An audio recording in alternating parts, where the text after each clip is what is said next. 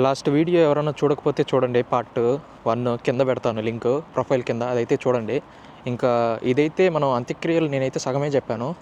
మిగిలిన సగం ఏంటంటే 1 మంత్ అయితే మినిమం 1 మంత్ అయితే తీసుకుంటారు. తర్వాత ఏంటంటే ఒక ఇన్విటేషన్ పంపిస్తారు ఫ్యామిలీస్ అందరికీ, ఫలానా డేట్కి ఫ్యూనరల్ ఉందనేసి. సో దానికైతే దాదాపు పిలిచిన వాళ్ళే రావాలి, పిలవని వాళ్ళు రాకూడదు. సో అలా అయితే ఉంటుంది ఒకటి. ఇంకోటి ఫ్యూనరల్ ఏంటంటే జస్ట్ వాళ్ళ ప్రకారం వాళ్ళు చేసుకుంటారు.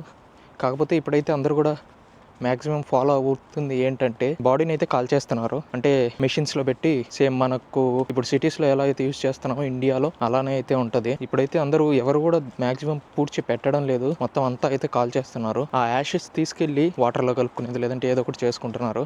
అలా అయితే ఉంటుంది. ఇంకోటి ఫ్యూనరల్ చేసిన వెంటనే భోజనాలు పెడతారు. అది కూడా పిలిచిన వాళ్ళు మాత్రమే రావాలి భోజనాలకి. ఫ్యూనరల్ ఒక చోటు ఉంటుంది, భోజనాలు ఒక చోటు ఉంటాయి.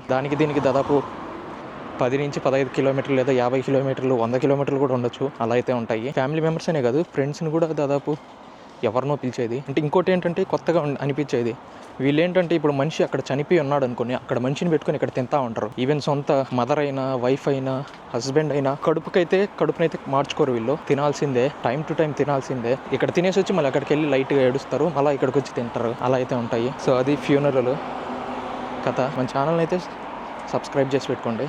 బాయ్.